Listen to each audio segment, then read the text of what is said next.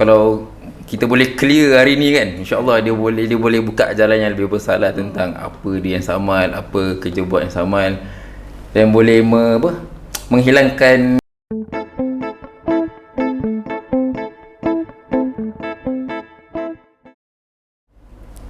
Assalamualaikum warahmatullahi wabarakatuh. Bersama saya Zaima Ali dalam Amal Podcast. Topik kita hari ini, tak kenal maka tak cinta.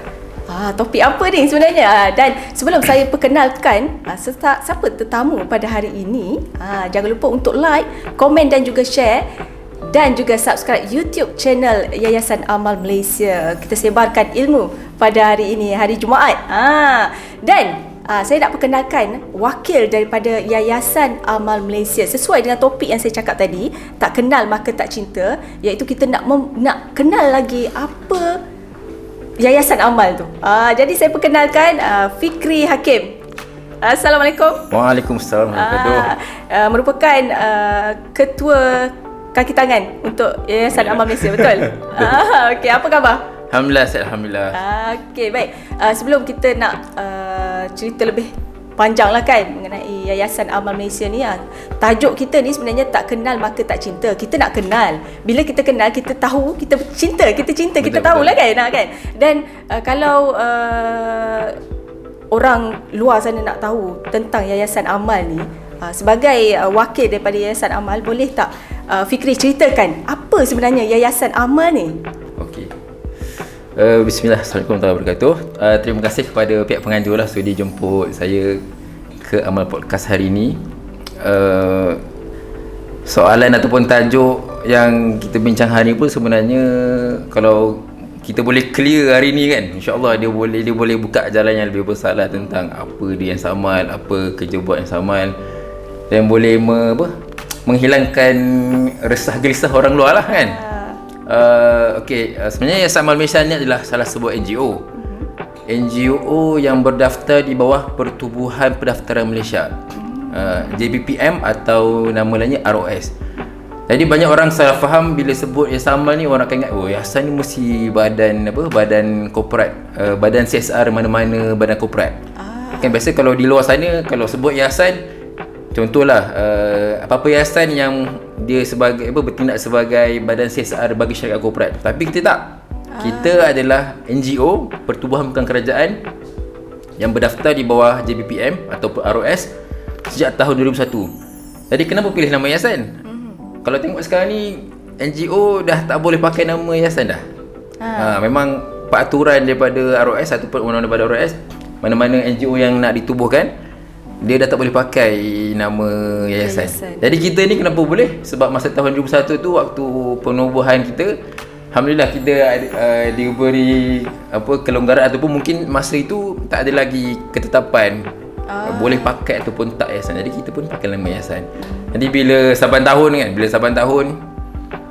banyak dah NGO pun tumbuh, dan banyak juga agensi-agensi badan korporat ni, yang badan korporat lah yang menubuhkan badan CSR masing-masing menggunakan pakai nama yayasan. Jadi masyarakat pun mungkin sedikit keliru, ni yayasan ni mestilah dia badan CSR kepada mana-mana badan korporat. Jadi orang pun anggap ni kalau nama yayasan ni senanglah kita minta sumbangan. Tapi sebenarnya kalau the way kita mengoperasikan yayasan ni memang macam NGO lain juga.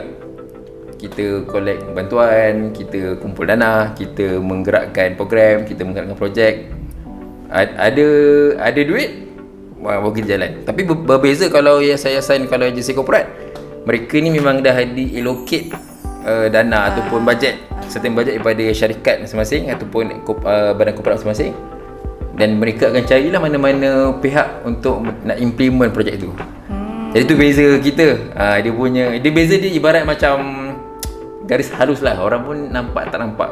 Satu sekarang ni nama yayasan dah tak boleh dipakai untuk mana-mana NGO.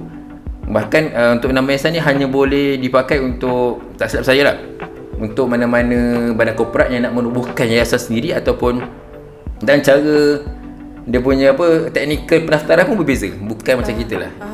Jadi memang sekarang ni dah tak boleh nama yayasan, dan kita ni agak istimewa lah dah. Ada juga soalan, habis tu macam mana dengan nama NGO? Apa nama dia NGO tapi nama yayasan. Itu kita kena tengok balik dia punya kat mana mereka ni berdaftar.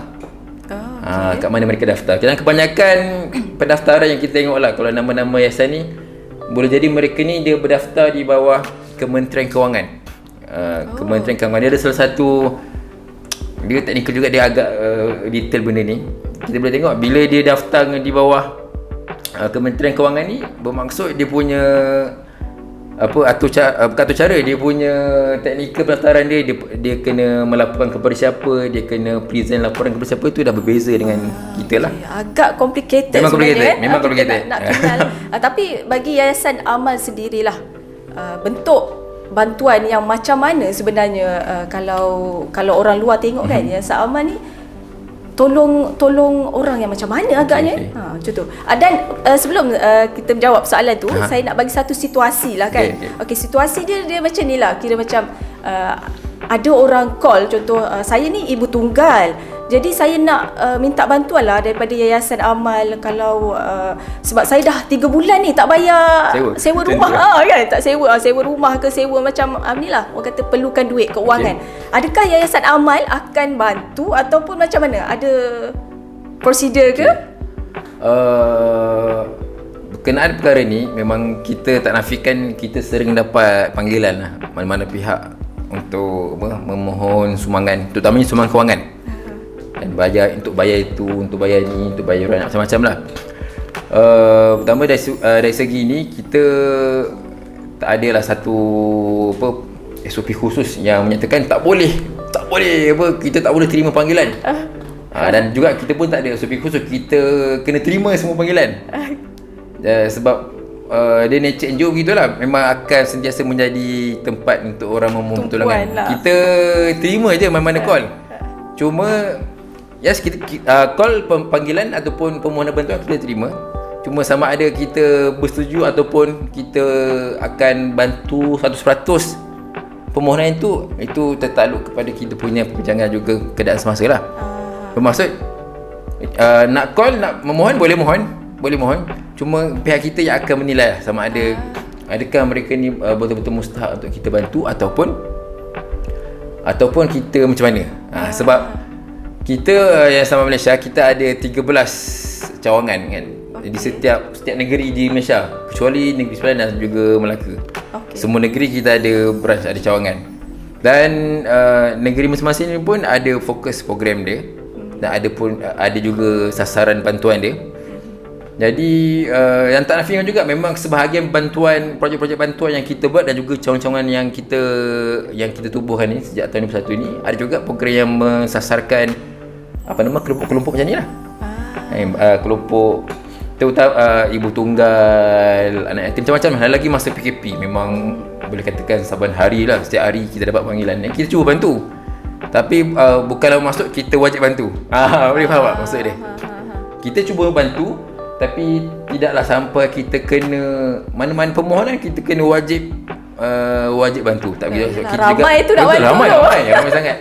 Dan kita pun sebenarnya ada fokus program yang kita laksanakan. Sebab yang sama Malaysia ni, ni untuk kita nak clear kepada semua lah. Yang sama Malaysia, kita punya tumpuan program kita adalah program dakwah. Dakwah di pedalaman, itu kita punya aktiviti teras lah. Dan memang kita menumpukan 100%, 100.5% fokus kita untuk program dakwah di pedalaman dengan cara yang semua sedia maklum, kita ada produk PDS, kita ada membiayai dai-dai kita di pedalaman, kita membiayai pelajar-pelajar dai kita yang sedang belajar selama 3 tahun di PDS ni. Itu memang fokus utama kita. Tapi dalam masa sama, tidaklah kita mengesampingkan masyarakat-masyarakat luar yang memerlukan bantuan ni. Kalau kita rasakan kita boleh bantu, insya-Allah kita cuba bantu. Dan kalau kita fikir mungkin ada sedikit kekangan untuk kita bantu, kita akan bagi tu siap-siap lah. Ataupun juga kalau macam kita ni, macam saya ni di peringkat ibu pejabat, kalau ada panggilan daripada negeri lain, contohlah negeri Kelantan, okey, kita dapat panggilan, kita take note apa keperluan-keperluan, kita akan submit maklumat tersebut kepada cawangan negeri tersebut. Dan bergantung kepada negeri itulah, sama ada dia cuba bantu ataupun macam mana. Tapi tak wajib untuk dia bantu lah. Itu yang Sebab kita, sebenarnya kita betul. pun ada apa kata bantuan-bantuan Betul, yang betul. diberikan kan, contoh Betul. daripada kerajaan, bantuan zakat Betul, betul. kan. Itu antara orang kata hak diorang untuk ke sana kan. Macam Yayasan Amal ni, apa yang saya faham lah, Yayasan Amal ni merupakan tumpuan kepada bahagian dakwah yang Betul. macam apa Fikri cakap kan. Dan mungkin Fikri boleh ceritakan dakwah yang bagaimana yang dilahirkan oleh Yayasan Amal. Katanya ada tadi apa Pusat Dakwah Serantau. Serantau. Kita nak tahu jugalah. ni. Di bawah entiti Yayasan Amal Malaysia ni rupanya ada Pusat Dakwah Serantau. Jadi boleh ceritakan tak? Okey, ni saya share sikit lah dia punya apa susul galuh macam mana boleh tertubuhnya Pusat Dakwah Serantau ni 2001 sampai 2003 kita program kita banyak one off lah. Kita banyak menumpukan program-program one off bagi pack sumbangan. Start 2004 berlaku tsunami Aceh. Okey. Bencana gempa bumi melahirkan terlibat tsunami. juga? Terlibat, Yes. sama terlibat. Jadi kita pergi sana, kita tengok NGO Muslim lah, kebanyakannya dia tak organize lah, dia kurang organize dari segi penyampaian bantuan. Tapi kita tengok NGO yang selain agama kita ni organize dan berfokus. Masa tu mereka fokus 3 benda je: sumber air bersih, pendidikan dan juga ubat-ubatan. 3 benda ni yang ditumpukan. NGO banyak mana pun tak kisah, tapi mesti tumpu 3 benda ni. Tapi kalau NGO Muslim ni semua nak buat. Oh, okey. Jadi kita balik daripada misi tu, para pendiri lah, para pengasas yang Samal ni, saya tak masuk lagi, saya masuk yang Samal terlibat aktif pun 2016. Ni kira para pengasas yang Samal pun mereka memikirkan tiba masalah untuk kita fokus pada kerja dakwah dengan tema dakwah bilhal. Kita cuba tiru basi, bukan tiru, kita tiru basi apa yang NGO selain NGO yang buat di sana, perubatan, pendidikan, sumber air bersih, kita cuba implement. Dan dari situlah kita mula start kita masuk ke pedalaman. Masa tu kita buat misi, kerap buat misi, tapi kita taklah kita macam sekarang. Bila pergi misi kita fikir ni kalau pergi misi kerap ni, satu makan kos, yang kedua pula letih, tak mestilah. Jadi daripada kita ulang-alik tu betul kita kena teruskan, tapi lagi bagus kalau kita boleh ambil anak-anak muda kampung tu, lepasan SPM yang berpotensi, kita ambil, kita train dia, kita latih dia untuk menjadi pendakwah, dan kita hantar balik untuk dia berkhidmat sebelum masa. Jadi lebih menjimatkan masa, lebih efisien dan lebih produktif. Bincang-bincang, alhamdulillah tahun 2010 bermulalah untuk batch pertama. Intake pertama tak silap saya masa tu dalam 20 orang lah. Kat sini lah di Pusat Dakwah Serantau Sdn Bhd ni. 2010 bermulanya orang panggil pilot project. Alhamdulillah kita boleh katakan lah sepanjang 12 tahun PDS beroperasi ni, kita boleh katakan batch pertama ni lah yang paling terbaik lah, yang paling excellent paling excellent pula tu, yang paling berjaya di lapangan lah. Mereka lah menjadi role model untuk generasi seterusnya. Itu semua baru titulak daripada ni lah. Jadi PDS tu lah yang kita tumpukan usaha kita biaya perbelanjaan dia. Itulah bila Betul. cakap pasal biaya perbelanjaan. Kalau tadi kita tahu Yayasan Amal taklah banyak duit. So nak bantu orang pun kita mengikut kemampuan Betul. yang ada. Jadi kalau ada pula Pusat Dakwah Serantau ni, bagaimana dana untuk membiayai pusat dakwah ni pula? Okay. Pertamanya, dana untuk kita membiayai Pusat Dakwah Serantau ni semuanya dana daripada poket orang. Okay. Semua daripada poket orang. Daripada poket individu, poket syarikat-syarikat, poket badan kerajaan. Okay. Jadi memang start 2010 tu kita terpaksa kita all out lah, kita carilah dana sumbangan melalui pertamanya ustaz-ustaz kita yang bagi kuliah, ujung kuliah kita buka lah dana sumbangan. Yang kedua pula kita hantar proposal kepada syarikat-syarikat korporat. Yang mana syarikat korporat ni lah ada yayasan dia. Jadi kita yang Samal, kita minta dana dengan yayasan tu. Dengan institusi kewangan, dengan macam-macam jabatan lah, macam-macam jabatan kita mohon, individu-individu ni semua ni kita usaha untuk dapatkan sumbangan mereka dengan cara kita share program-program kita share result da'i-da'i kita ni. Jadi bila kita share result da'i-da'i kita ni, yang mana mereka ni bila di lapangan aktif berkhidmat, Kadang-kadang ada da'i kita ni dia ada kerja lain, kerja hakiki lain 8 pagi 5 petang, lepas tu petang tu pula dia ada waktu itulah mereka berkhidmat untuk masyarakat. Jadi kita share kan, kita kongsikan da'i-da'i kita ni, kehidupan mereka ni. Jadi dia menarik minat kepada penaja-penaja, penaja-penaja, kepada para penyumbang-penyumbang untuk menyumbang. Sebab kita tengoklah trend penyumbang-penyumbang ni, dia sebenarnya mereka ni lebih berminat untuk projek-projek yang untuk jangka panjang. Antaranya macam projek PDS ni lah. Yalah, dia nak tengok hasil. Betul. Dia nak tengok hasil. Dan kalau kita tengok kan Fikri, pusat dakwah serantau melahirkan pendakwah. Tapi bila kita tengok dekat luar sana, bagai cendawan tumbuh selepas hujan, kita tengok pusat tahfiz. Betul tak? Betul. Pusat tahfiz ni memang bersepah-sepah banyak sangat. Tapi bila kita tengok Yayasan Amal ni, yang menariknya dia melahirkan pendakwah. Maksudnya pusat dakwah serantau ni melahirkan pendakwah. Itu yang menariknya Yayasan Amal ni. Jadi kalau kita tengok ni, dakwah bilhal yang Fikri kata tadi, untuk menarik minat daripada orang luar untuk masuk ke pusat dakwah serantau ni, apa syarat-syarat kemasukan bagi mereka yang nak masuk ke pusat dakwah ni? Mungkin ada syarat-syarat dia, mungkin ada apa yang perlu. Betul. Boleh ceritakan tak? Syarat utama untuk menjadi pelajar pusat dakwah serantau ni, pertama kita lokaliti kita tumpukan di pedalaman Sabah Sarawak terutamanya, dan juga pedalaman rantau Asia Tenggara. Cuma rantau Asia Tenggara ni dia punya syarat tu agak lagi terperinci lah, sebab melibatkan negara luar di urusan ni. Saya share yang syarat dalam negara dulu lah. Pertamanya syarat dalam negara tu maksudnya di pedalaman lah, pedalaman Sabah Sarawak, dan juga kalau ada permohonan daripada pedalaman Semenanjung, biasanya orang asli lah, masyarakat orang asli. Kita juga pernah ada pelajar daripada orang asli. Syarat umumnya pertama kita ambil lepasan SPM lah. Lepasan SPM boleh, InsyaAllah bila lepasan SPM ni jadi minimum qualification, yang boleh membaca, boleh mengira, boleh menulis. Dan syarat paling utamanya lah, syarat paling utamanya dia sanggup untuk menjadi pendakwah selepas tamat belajar. Ini memang syarat yang kita tekankan bila mana waktu temuduga. Kita pun ada sesi temuduga untuk pelajar-pelajar ni. Sesi temuduga tu dia punya teknik tu macam-macam lah. Kadang-kadang kita pun faham dari segi kekangan jarak, kekangan internet. Tak kisahlah cara macam mana pun, tapi yang penting kena buat juga interview lah. Sebab kita nak betul-betul, kita nak pilih yang betul-betul bersungguh untuk jadi pendakwah. Itu syarat utama lah. Dan lepas syarat tu baru kita masuk ke next step lah, untuk dari segi prosedur macam mana nak belajar di sini.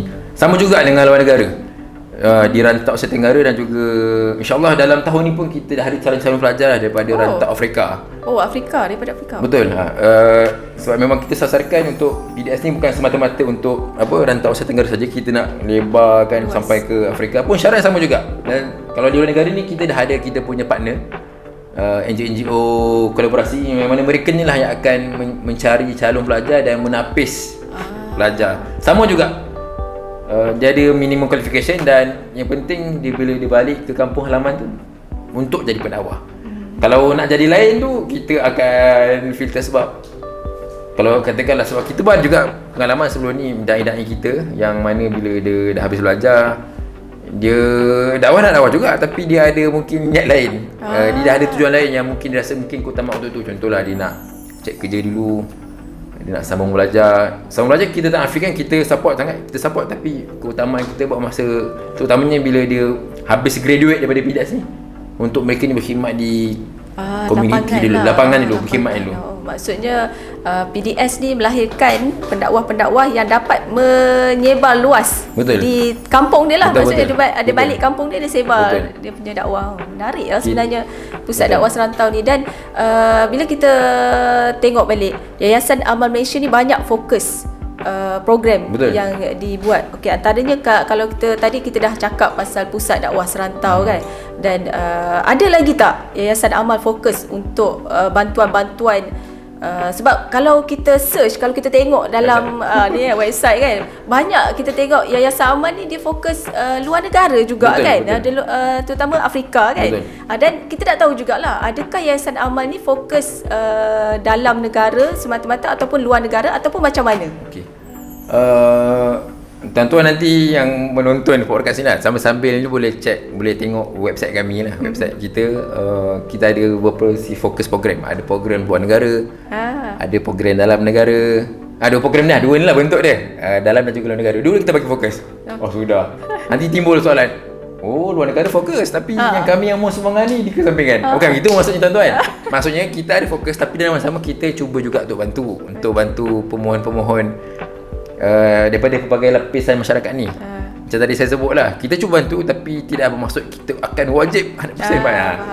Kita cuba semampu mungkin melalui sama ada di peringkat kita sendiri, ibu pejabat, ataupun melalui rangkaian-rangkaian cawangan kita lah. Dan nak bantu tu mungkin ambil detail kan. Betul. So detail tu mestilah nak kena kaji dulu betul, kan. betul. Sebab sekarang ni banyak scammer kan. Betul. Tak nafi kan. Tak nafi kan. Jadi bila ada permohonan tu, sebab tu kita buat cross check, dah ada dapat bantuan zakat ke, dah dapat bantuan JKM ke kan. Kalau dah dapat tapi masih memerlukan, kita cuba bantu. Kalau katakanlah belum dapat lagi, kita cuba juga untuk melorongkan permohonan mereka ni kepada badan berautoriti. Okey, pertama tadi luar negara. Sebab kita konsep utama kita adalah dakwah kan. Dakwah dalam negara melalui program PDS kita. Kalau di luar negara pula melalui program, kita banyak program berbentuk, kalau istilah dia kita sebut, ibarat macam kita punya kunci lah. Kunci untuk kita nak masuk ke tempat tu mesti kena ada kunci. Jadi kunci-kunci kita ni melalui program-program negara kita ni. Antaranya program korban. Program korban kita ni memang betul-betul jadi program kunci lah. Ni bahasa mudah lah. Untuk kita nak go deep, nak menerka lebih jauh hubungan kita dengan rakan luar negara ni, antara yang paling berkesan adalah program korban. Sebab daripada program korban tu lah kita boleh melahirkan banyak betul-betul program kerjasama. Antaranya contohlah, antara contohnya program di chat. Chat ni antara program yang kita kerap buatlah program korban kita. Mula dengan program korban Bila korban tu lah kita boleh kembangkan lagi projek kita. Antaranya kita buat masjid kan. Buat masjid untuk masyarakat Muslim di sana. Kita JV dengan pihak berkuasa sana, pihak majlis agama sana lah, majlis agama Islam di sana. Contoh di Nigeria pun sama juga. Di Uganda contohnya, di Uganda pun kita mula korban. Bila korban tu kita boleh bina kerjasama dengan pihak institusi pengajian tinggi di sana.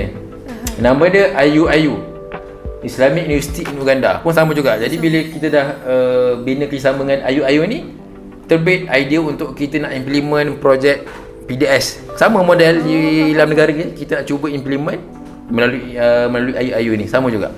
Okey.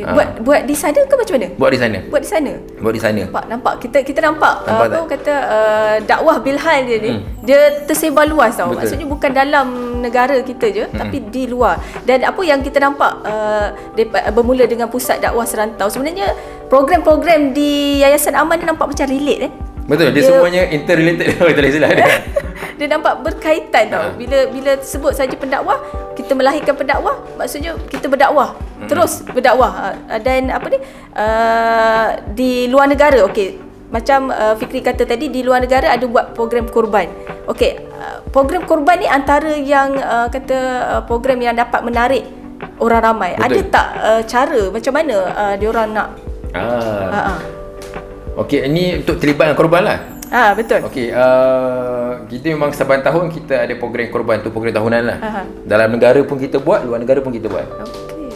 Jadi tadi nak bagi tahu macam mana yang betapa berkaitannya program semua kita ni. Contoh, program korban dalam negara kita buat korban, kita agih kepada siapa?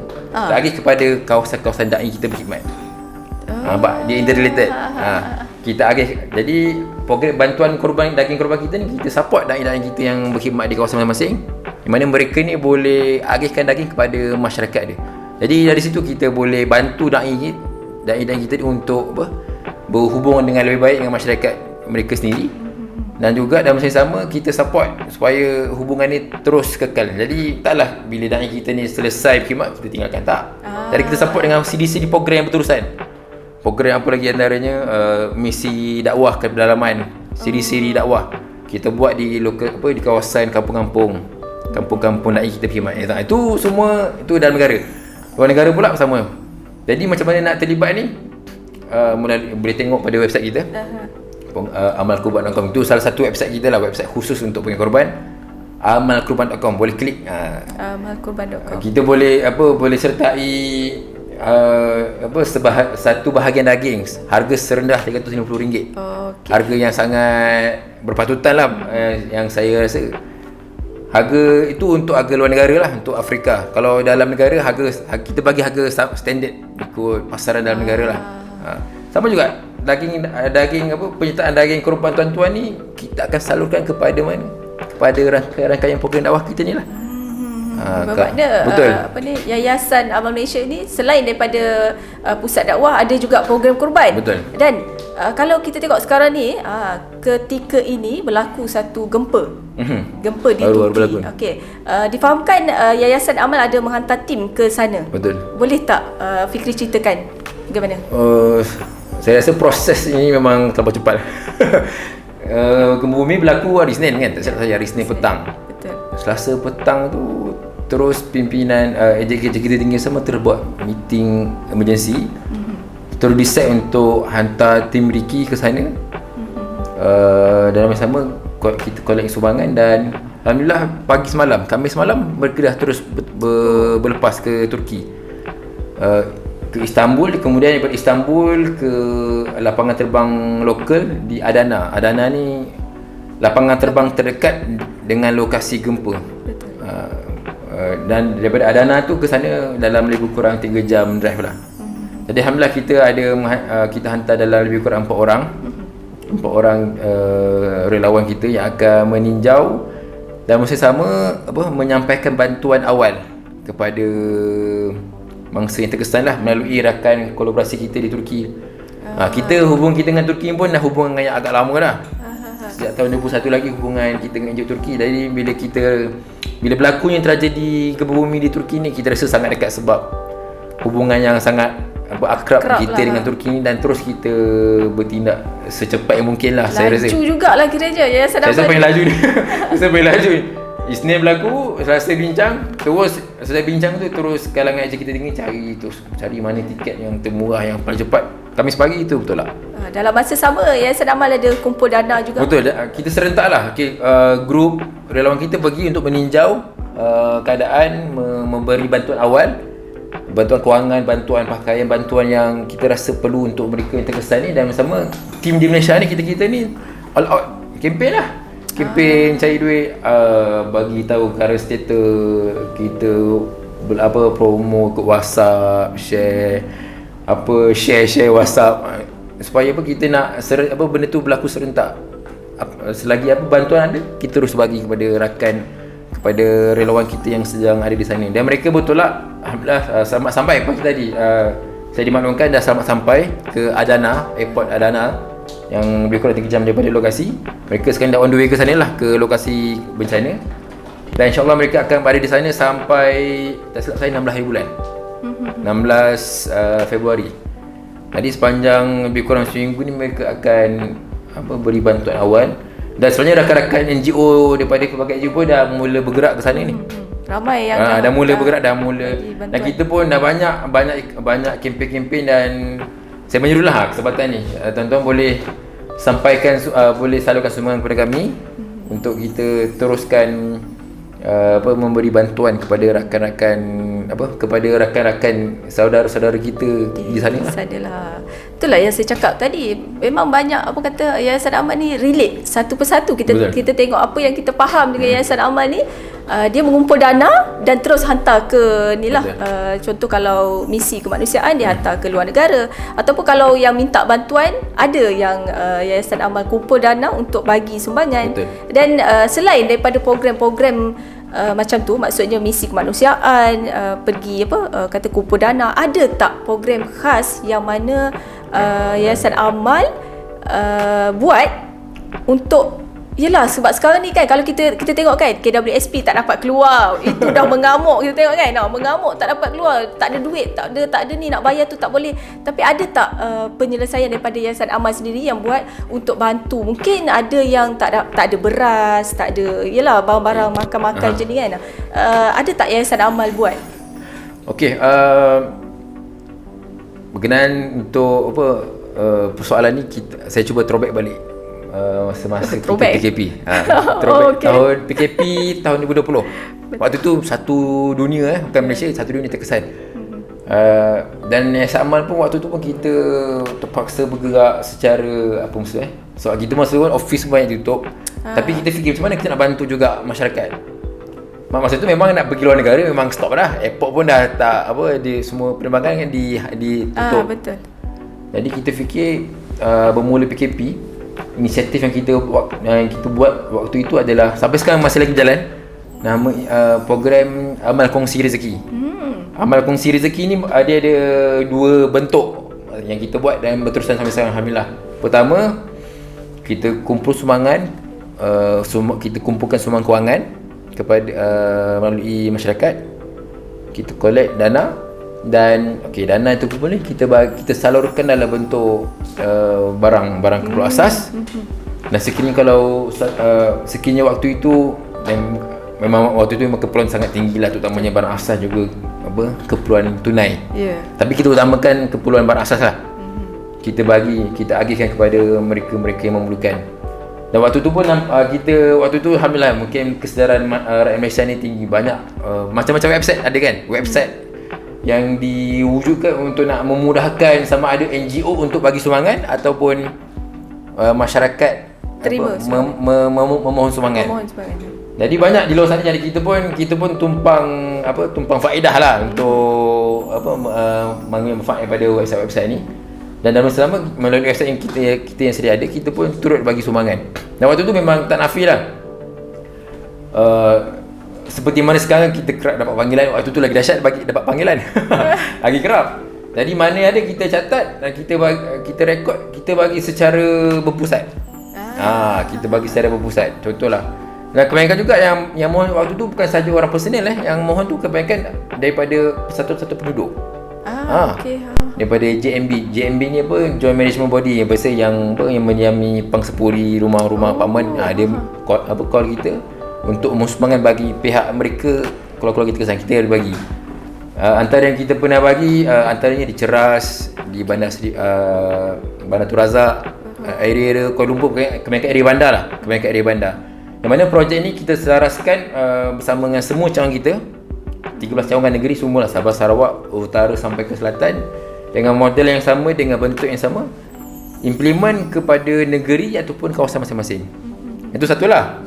Yang kedua pula, dengan nama yang sama kita wujudkan satu inisiatif Rak Amal Kongsi Rezeki. Dia macam mana bentuk dia? Kita bekerjasama dengan antaranya Badan Koperat juga, Badan Koperat. Kita buat rak macam rak rumah kita tu, kita letak di kawasan-kawasan hotspot. Kita kerjasama dengan kebiasaan kita kerjasama dengan rangkaian projek-projek tempatan lokal. Kita letak rak dan pembeli-pembeli yang datang untuk beli barangan di kedai tu, mereka beli barangan dan ada lebihan mereka letak di rak tu untuk supaya masyarakat segitu boleh datang untuk ambil barang seperlunya mengikut keperluan masing-masing. Dan benda tu alhamdulillah kita dah capai hampir lebih kurang 170 buah rak. Maksudnya 170 kedai di seluruh negara. So kena check tempat masing-masing tu kat Betul. mana tu? Antaranya boleh tak Fikri beritahu? Banyak berpusat di Lebah Kelang banyak. Lebah Kelang. Boleh tengok website. Nanti kalau tuan-tuan check, pergi website. Pergi website. Tengok dekat program dalam negara. Klik dekat rak Amal Kongsi Rezeki. Klik situ kita dah pinpoint kat mana rak kita di seluruh negara. Boleh cek situ lah. Kat mana ada pin Google Map tu lah, situlah kita letaknya rak kita. Mungkin yang tengah menonton sekarang ni nak tahu kan, mungkin dekat rumah ni dah tak ada beras kan. So duit pun dah kering ni. So macam boleh ambil daripada situ lah. Boleh datang ke lokasi yang mana rak kita ada. Boleh dapatkan barang asas seperlunya di situ. Dia seakan-akan macam kalau ikutkan gerobok lah kan, orang tak? Betul. Dia kan? nama gerobok ada, rak kan? Ada apa lagi yang biasa famous gerobok lah. Tapi kita panggil nama rak, nama basic. Rak Amal Kongsi Rezeki. Baik, menarik sangat program macam tu. Dan itu antara kata program-program yang Yayasan Amal jalankan memang membantu, memang sangat-sangat membantu orang luar untuk dapatkan yalah, tambah-tambah sekarang ni waktu-waktu terdesak, ramai yang perlukan sangat bantuan kan. Dan dari situ kita tengok Yayasan Amal Malaysia ni sebenarnya fokus kepada apa? Kita tahu dah Yayasan Amal ni fokus sebenarnya nak bantu, tapi bukanlah semua. Bukanlah semua dia dapat bantu. Masak tu nak bantu satu Malaysia ni kan. So dia mampu bantu yang orang kata yang memudahkan dia sendiri untuk untuk dia kena research dulu kan. Dan selain daripada kita tengok bentuk bantuan kepada masyarakat luar, ada tak program-program lain contohnya yang menarik juga untuk nak dibantu? Dan saya tengok di luar sana ada gelandangan. Gelandangan orang-orang yang memang tak ada, orang kata bukanlah orang kata tak ada hala tuju, tapi dia ada tapi dia tak sangat berkemampuan. Orang kata kan, ada tak Yayasan Amal bantu? Okey, kita ada satu program khusus. Program harian lah kita sebut. Program day to day, kita membantu gelandangan ataupun dalam bahasa yang kami sebut di Yayasan Malaysia ni rakan jalanan. Istilah yang lebih mesra lah saya rasa. Rakan jalanan yang mana semuanya pun bermula masa PKP juga. Jadi bila PKP ni dia banyak melahirkan banyak idea-idea banyak baru. Idea sebab terperap dalam rumah kan. Kita terperap, kita nak bantu orang tapi terbatas. Banyak idea keluar waktu tu. Satu projek namanya Warung Makan Sahabat. Warung Makan Sahabat yang terletak di Coket. Ni warung makan sahabat ni nama kedai makan ke? Ya, dia kedai makan. Warung. Dia kedai makan tapi fungsi dia bukan kedai makan. Dia fungsi sebagai pusat komuniti. Pusat komuniti setempat dia terletak di Coket, di Jalan Raja Laut Coket. Yang mana ni melalui yang dilaksanakan oleh cawangan kami, Yayasan Amal Malaysia Cawangan Wilayah Persekutuan. Yang mana program ni berbentuk kita memberi makan kepada hampir 400 orang setiap hari kepada rakan-rakan jalanan yang berdekatan, yang terdapat di situ. Tapi programnya bukan semata-mata kita bagi makan. Macam tadi saya sebut, tema yang sama Malaysia ni adalah dakwah bil hal. Kita dakwah melalui makan, dan kita ada program, ada projek, ada siri-siri aktiviti selepas tu yang menarik minat masyarakat untuk untuk stick dengan program Warung Makan Sahabat. Apa dia antaranya? Tengah hari kita bagi makan, petang kita ada kelas mu'alaf. Ada kelas mu'alaf, dan malam pula kita ada kelas fardu ain untuk anak-anak, kita sebut anak-anak rakan jalanan, juga anak-anak warga miskin kota. Warga miskin kota di sana. Setiap hari.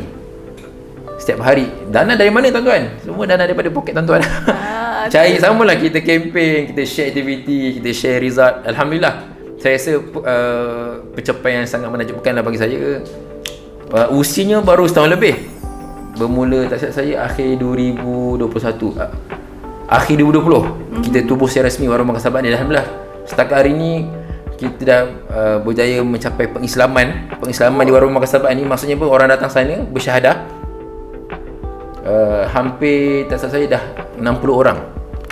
60 orang yang dah berjaya diislamkan. Semuanya bermula dengan pack makan tengah hari. Pack makan, orang kata ikat perut tu. Betul. Ikat, orang kata apa, nak tarik orang tu, kita bermula dengan makanan kan, sebab dia masuk daripada perut. So kita akan lebih, orang kata, menghargai kan. Dan Yayasan Amal Malaysia ni sangat, orang kata, memberi pendedahan dakwah bil hal tu. Memang orang kata, yalah, setiap program yang dia buat tu memang ada relate lah dengan apa yang dihasilkan. Program-program yang dihasilkan di Yayasan Amal. Dan bagi Fikri sendiri sebagai ketua kaki tangan di Yayasan Amal ni, mungkin ada fokus-fokus untuk Fikri sendiri sebagai ketua, apa yang membuatkan Fikri sebagai ketua untuk mengagihkan tugas-tugas ni kepada staf-staf di bawah ni? Macam mana? Boleh tak kita nak tahu juga daripada Fikri sendiri kan, sebab bekerja di Yayasan Amal. So kita nak tahu jugalah Fikri ni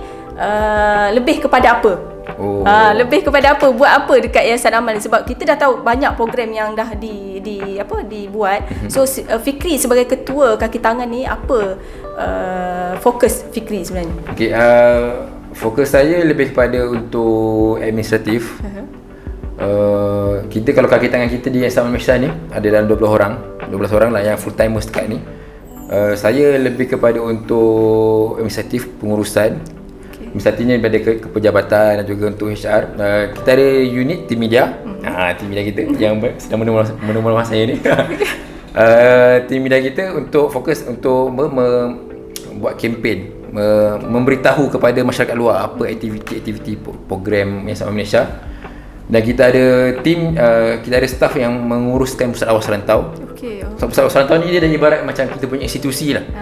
Institusi dalam Yayasan Amal Malaysia, yang mana mereka ni akan fokus untuk urusan day to day PDS. Operasi harian lah. Urusan bersama pelajar, urusan pentadbiran PDS, urusan pengajaran dan pembelajaran lah.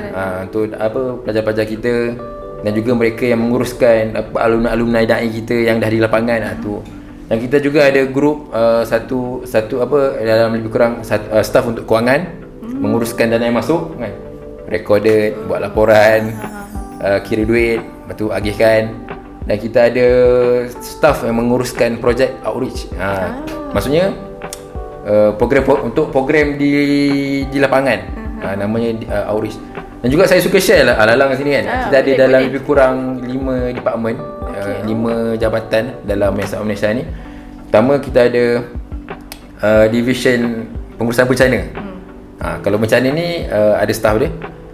Yang mana kalau bencana, contohlah sekarang Turki kan, bencana Turki Jadi division ni akan terlibat untuk menggerakkan mobilisasi relawan dan juga menguruskan kempen dan sebagainya untuk implement di lapangan. Kita ada division humanitarian, division kemanusiaan, yang mana division ni bertanggungjawab untuk menguruskan projek-projek kita di lapangan yang bersifat berterusan. Contoh, kita ada projek telaga air.